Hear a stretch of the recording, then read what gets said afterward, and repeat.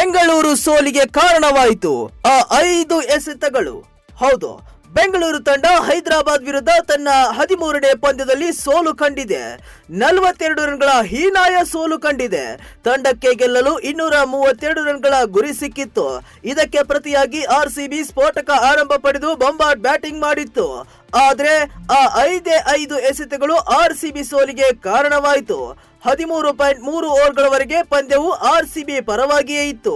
ಆದರೆ ಹೈದರಾಬಾದ್ ತಂಡದ ಗೆಲುವು ಕೇವಲ 5 ಎಸೆತಗಳಲ್ಲಿ ಖಚಿತವಾಯಿತು. ಈ 5 ಎಸೆತಗಳಲ್ಲಿ ಹೈದರಾಬಾದ್ ತಂಡ 3 ಆರ್ಸಿಬಿ ಬ್ಯಾಟ್ಸ್ಮನ್ ಗಳನ್ನ ಔಟ್ ಮಾಡಿತು. 16ನೇ ಓವರ್ನ 4ನೇ ಎಸೆತದಲ್ಲಿ ರಜತ್ ಪಾಟಿದಾರ್ ರನ್ಔಟ್ ಆದ್ರು. ಅದೇ ಓವರ್ನ ಕೊನೆಯ ಎಸೆತದಲ್ಲಿ ಸ್ಫೋಟಕ ರೊಮಾರಿಯೋ ಶೆಪರ್ಡ್ 0 ಸುತ್ತಿ ನಿರ್ಗಮಿಸಿದ್ರು. ಮಾಲಿಂಗ ಬೌಲಿಂಗ್ ನಲ್ಲಿ ಅವರಿಗೆ ಕ್ಯಾಚ್ ನೀಡಿ ಔಟ್ ಆದ್ರು. 17ನೇ ಓವರ್ನ 2ನೇ ಎಸೆತದಲ್ಲಿ ನಾಯಕ ಜಿತೇಶ್ ಶರ್ಮಾ ಔಟ್ ಆದ್ರು. ಜಯದೇವ್ ಉನದ್ಘಟ್ ಅವರ ವಿಕೆಟ್ ಕಿತ್ತರು.